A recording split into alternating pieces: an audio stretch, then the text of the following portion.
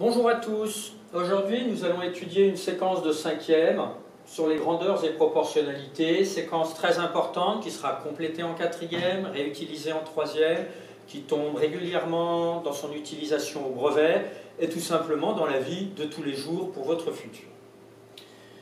Très peu de choses vont être nécessaires pour commencer cette séquence, juste la notion de proportion et de fraction.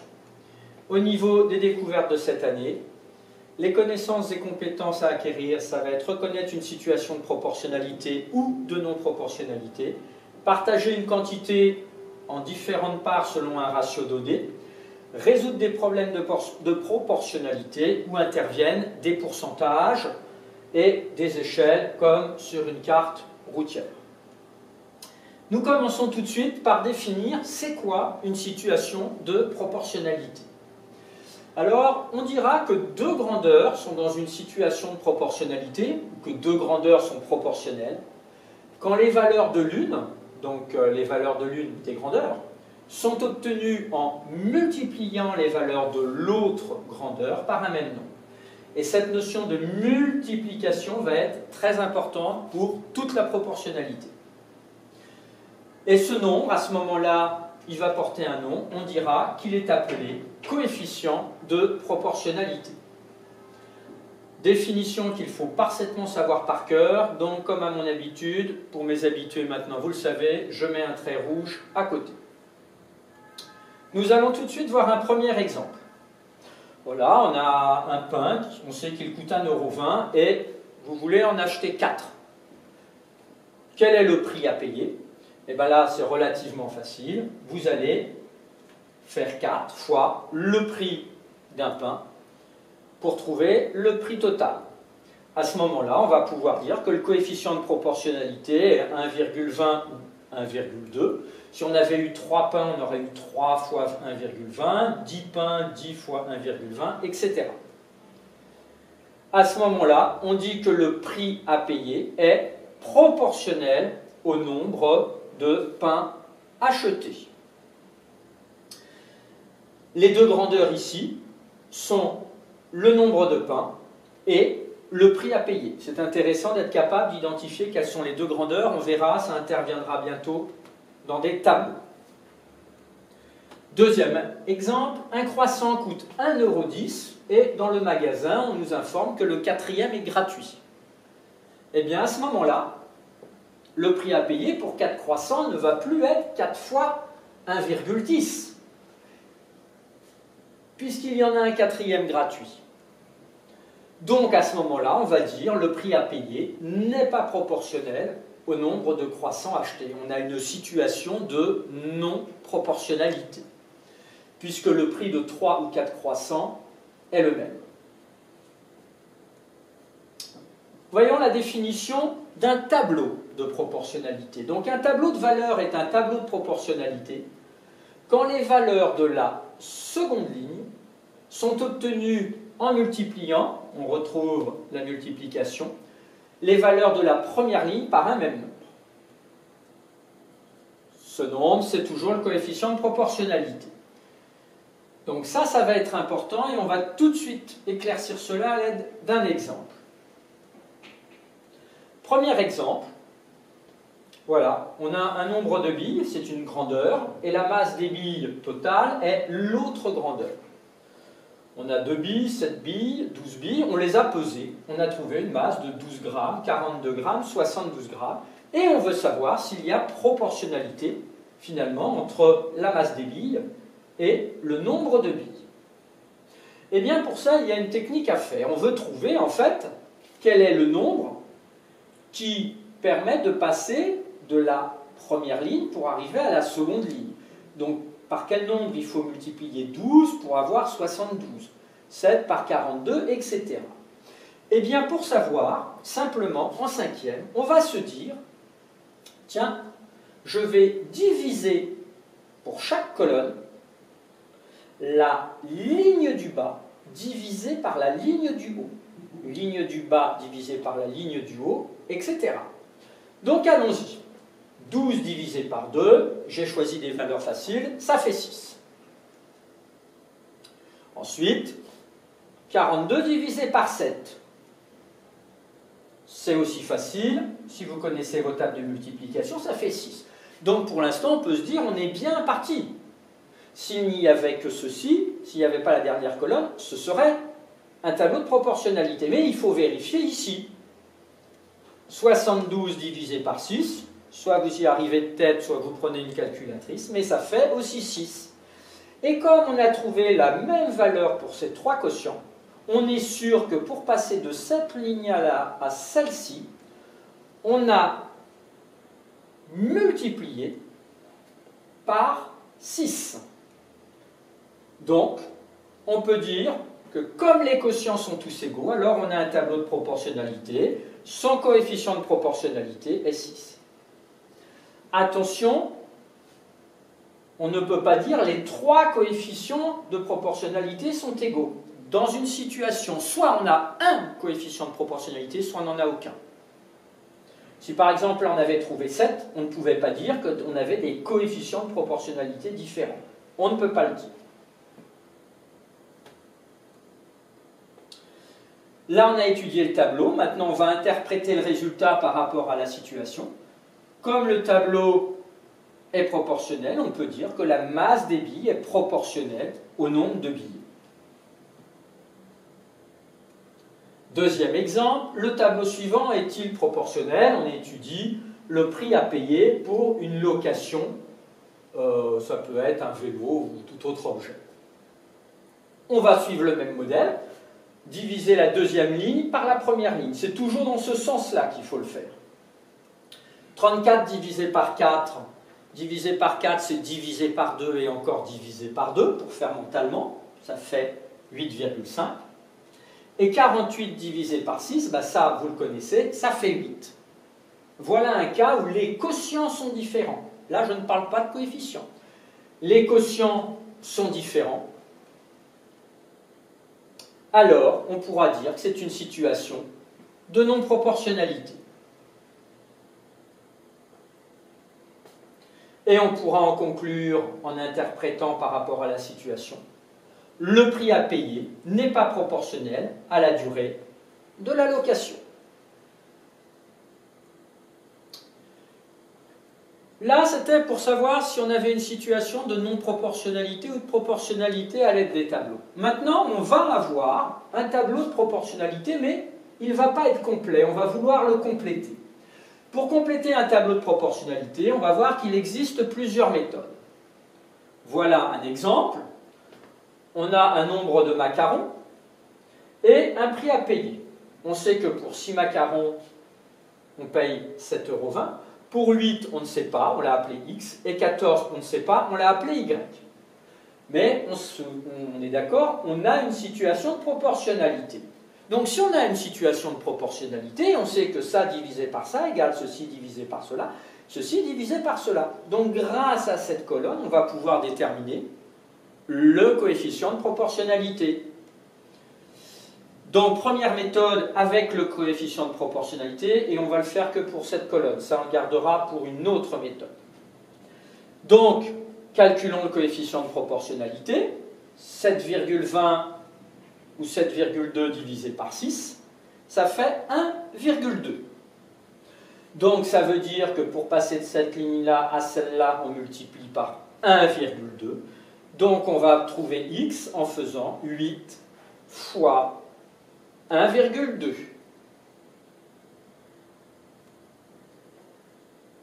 X égale 8 fois 1,2 égale 9,6. Et maintenant, il nous reste à faire une petite phrase. Donc un sachet de 8 macarons coûte 9,60 €.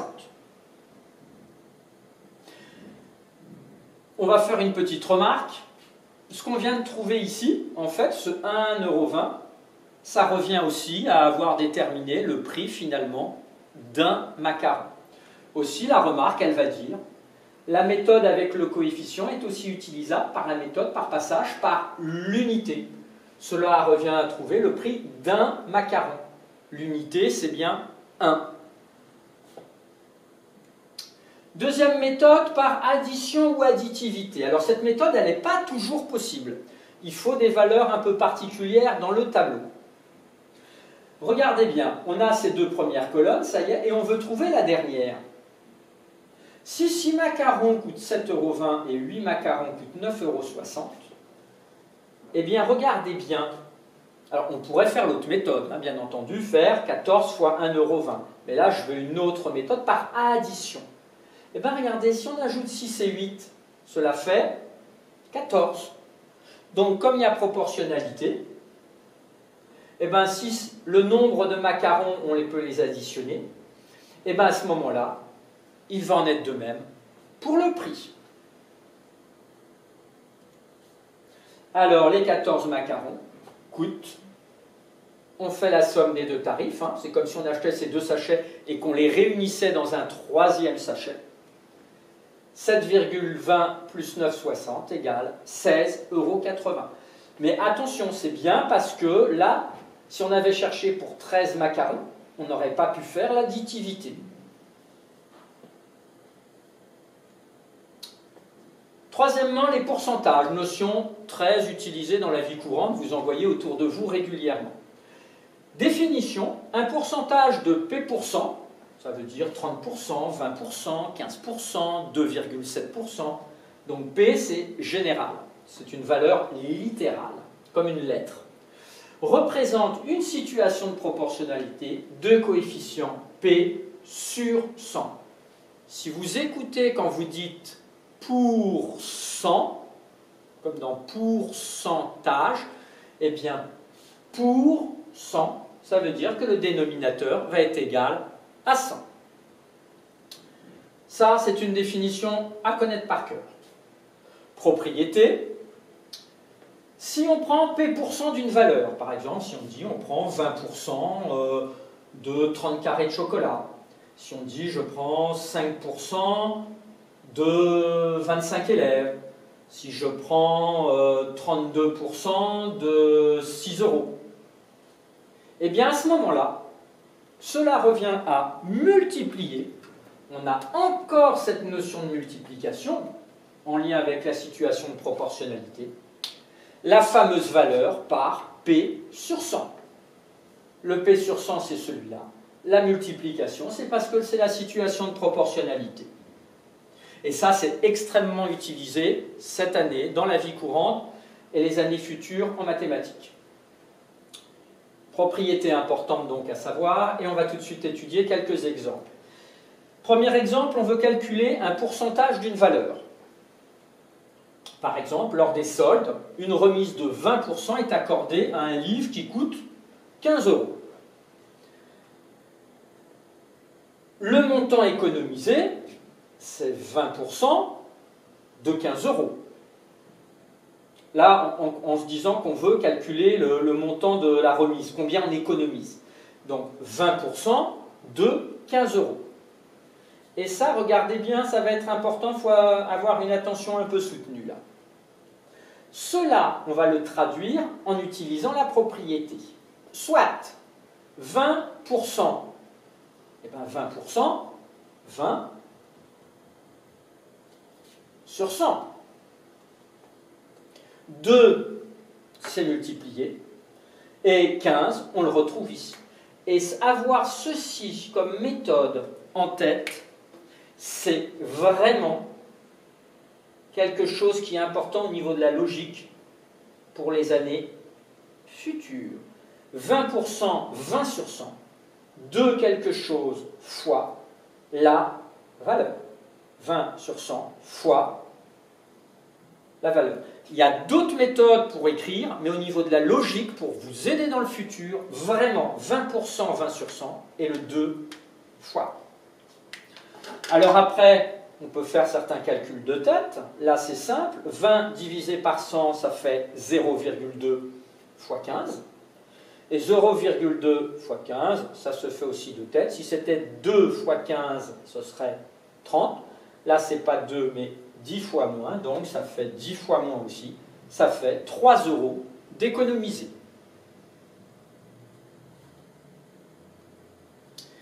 Maintenant, deuxième situation pour déterminer un pourcentage. On ne le connaît pas.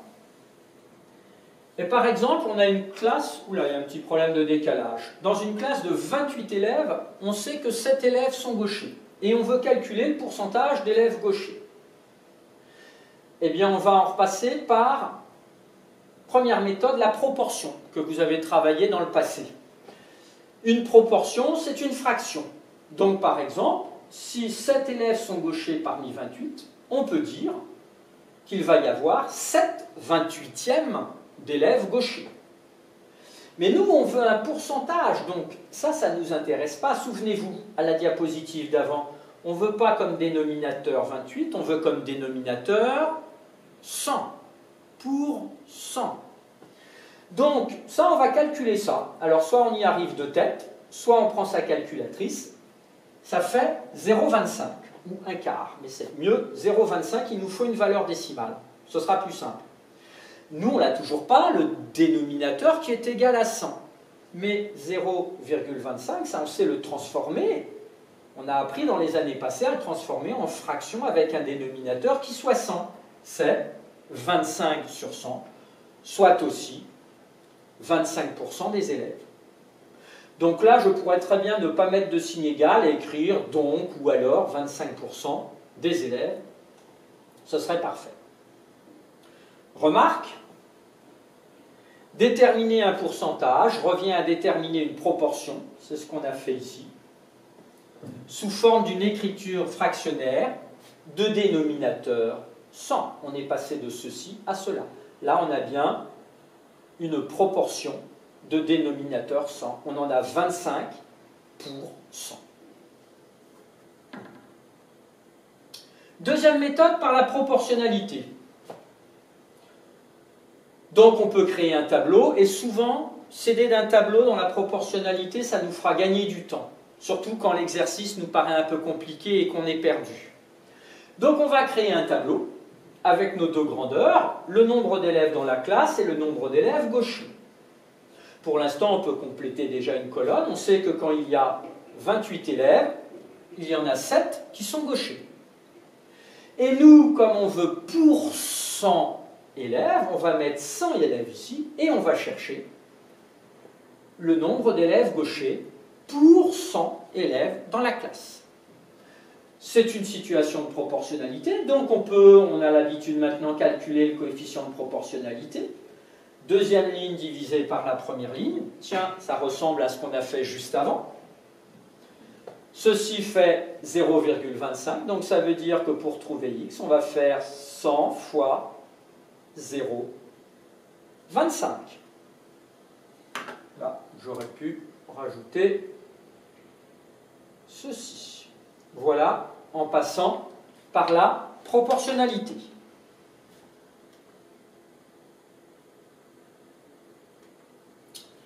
Quatrième point, la notion d'échelle.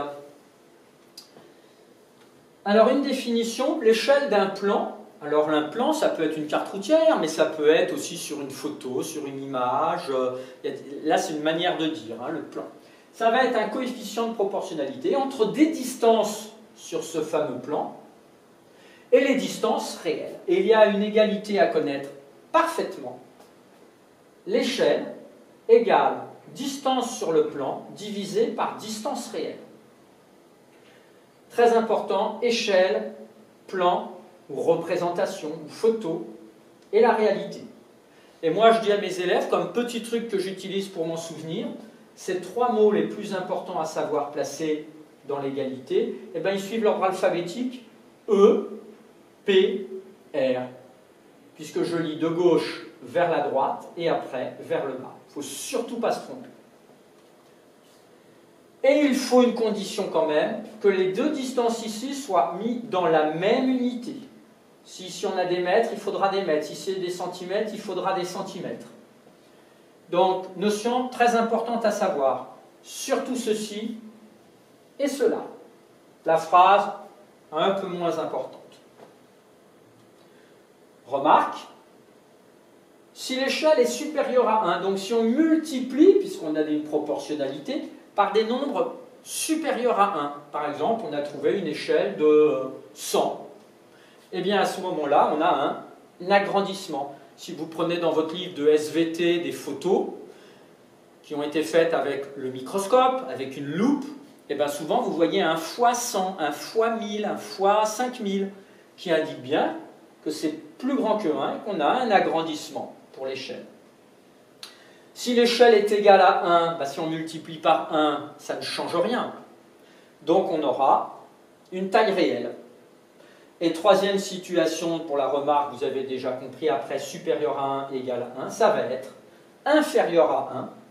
Si on multiplie par 0,7, 0,3, 0,2, à ce moment-là, on a une réduction. Donc ça, c'est pratique de se dire, tiens, est-ce que je ne me suis pas trompé dans mes calculs? Est-ce que c'est cohérent?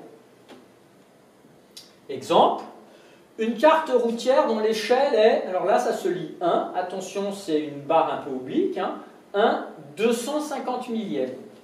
Ça peut aussi se noter comme ceci. Ce type d'écriture existe. Ou on pourrait aussi avoir 1 200, voilà. Comme ça, il y a différentes écritures possibles. Donc, on se souvient, ça c'est le numérateur, ça c'est le dénominateur. Donc, ça va être sur le plan, et ça, dans la réalité. Donc, signifie que, par exemple, si on mesure avec notre règle 1 cm sur la carte routière, dans la réalité, ça en représentera 250 000 dans la même unité, donc ici des centimètres. Alors en général, on transformera ça dans une autre unité. On pourrait dire que ça représente aussi 2500 mètres, puisque 100 cm, ça vaut 1 mètre. Donc là, on aurait des mètres, ou bien 2,5 km. Deuxième exemple, on nous dit que l'échelle d'une maquette d'avion est au 1/20e. Voilà, on peut mettre aussi un M ici. Mais aussi, on pourra avoir ce type d'écriture ou celui-là. La maquette mesurant 4,2 mètres, combien mesure l'avion réellement? Bien, donc déjà on peut se préparer avec à trouver la quatrième proportionnelle du tableau, ça s'appelle aussi quatrième proportionnelle.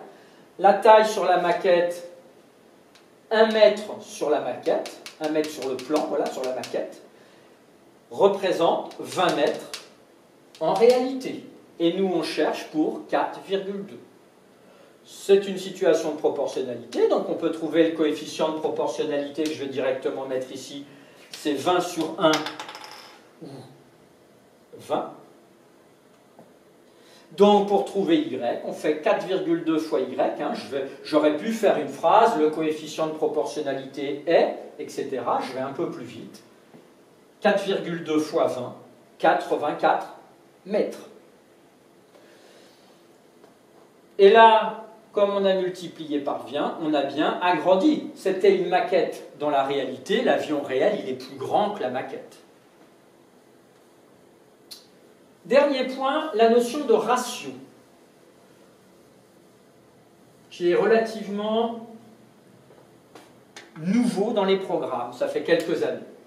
On va travailler avec un exemple. On veut réaliser une vinaigrette de 500 ml pour faire une salade, dans laquelle l'huile et le vinaigre sont ajoutés selon le ratio 3 pour 1. Ça se lit comme ça, 3 pour 1, ces deux points. Ce n'est pas divisé, 3 pour 1. Et on veut calculer la quantité d'huile et de vinaigre pour réaliser un total de 500 ml. Alors il y a différentes méthodes, vous en verrez peut-être d'autres avec vos professeurs. Là on va faire simple, on en parlera un tout petit peu en 5e. On a un ratio de 3 pour 1. Cela signifie que pour 3 doses d'huile, on a une dose de vinaigre, puisqu'on suit l'ordre qui est ici. Plus exactement là, on nous dit que l'huile et le vinaigre sont dans le ratio 3-1. Donc 3, c'est pour la première, c'est l'huile, et 1, c'est pour la deuxième information, le vinaigre. Si on avait mis 1 pour 3, 1 aurait été l'huile, et 3 le vinaigre. Donc on respecte l'ordre où c'est écrit. Donc, si on a 3 doses d'huile et une dose de vinaigre, au total, on a 4 doses. Donc, les 4 doses vont correspondre aux 500 ml. Là, peut-être vous commencez à comprendre comment on va faire. Je vais faire un tableau de proportionnalité.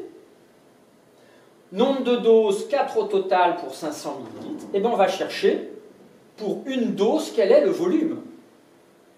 Et si je trouve pour une dose, je pourrais trouver pour le vinaigre et pour l'huile. On sait faire. 500 divisé par 4 nous donne le coefficient de proportionnalité 125. Ensuite, on fait une fois 125 pour le V que je cherche ici. Donc, une dose représente 125 millilitres. Donc, ça y est, pour le vinaigre, on l'a, puisqu'on en voulait une. Et pour l'huile, on va calculer facilement. Pour l'huile, ça va être 3 fois le volume d'une dose, donc 375 ml d'huile. Et 1 fois 125 pour le vinaigre. Donc voilà comment on peut procéder. Cette notion de ratio, elle est à retravailler. Là, il y a deux valeurs, 3 pour 1, mais parfois on aurait pu prendre 3, on aurait pu prendre huile, vinaigre et moutarde, et dire par exemple que c'était 3, 1, et puis une troisième valeur ici. De toute façon, comme d'habitude, il faut mettre en application, d'une part pour vérifier la compréhension, d'autre part pour consolider en mémoire, et puis, comme d'habitude aussi, n'hésitez pas à poser des questions à votre professeur et à l'utiliser régulièrement pour que ça reste dans vos capacités et dans vos possibilités de bien l'utiliser. Bonne poursuite. Au revoir.